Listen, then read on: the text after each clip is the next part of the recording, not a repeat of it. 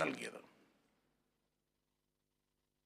വാർത്തകളിലേക്ക് കൂടി ഒന്ന് പോകാം. മാസപ്പടി കേസിലെ ഇ.ഡി. സമൻസിനെതിരെ CMRL MD ശശിധരൻ കർത്ത സമർപ്പിച്ച ഹർജിയിൽ ഇടപെടാതെ ഹൈക്കോടതി. കർത്ത തിങ്കളാഴ്ച ഇ.ഡിക്ക് മുന്നിൽ ചോദ്യം ചെയ്യലിന് ഹാജരാകണം. വിവരങ്ങളുമായി എബി തോമസ് ചേരുകയാണ്. എബി, എന്തൊക്കെയാണ് ഹൈക്കോടതിയിൽ നിന്നുള്ള വിവരങ്ങൾ?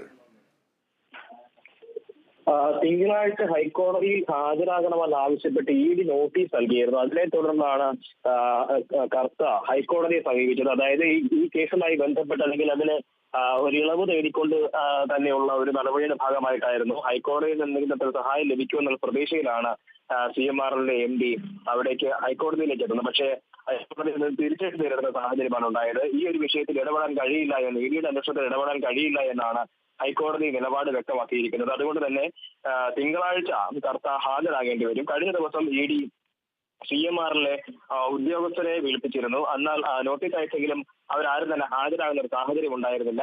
അന്ന് വൈകിട്ടാണ് MD ആയിട്ടുള്ള കർത്തയ്ക്ക് ഇ.ഡി നോട്ടീസ് അയക്കുന്നത്. അതിനെ തുടർന്നാണ് ഇപ്പോൾ ഹൈക്കോടതിയെ സമീപിക്കുന്ന ഒരു സാഹചര്യത്തിലേക്ക് വന്നത്. ഹൈക്കോടതി പക്ഷേ ഈ ഒരു വിഷയത്തിൽ ഇടപെട്ടില്ല എന്ന് മാത്രമല്ല, തിങ്കളാഴ്ച ഹാജരാകണമെന്ന് നിർദ്ദേശിക്കുകയും ചെയ്തിട്ടുണ്ട്.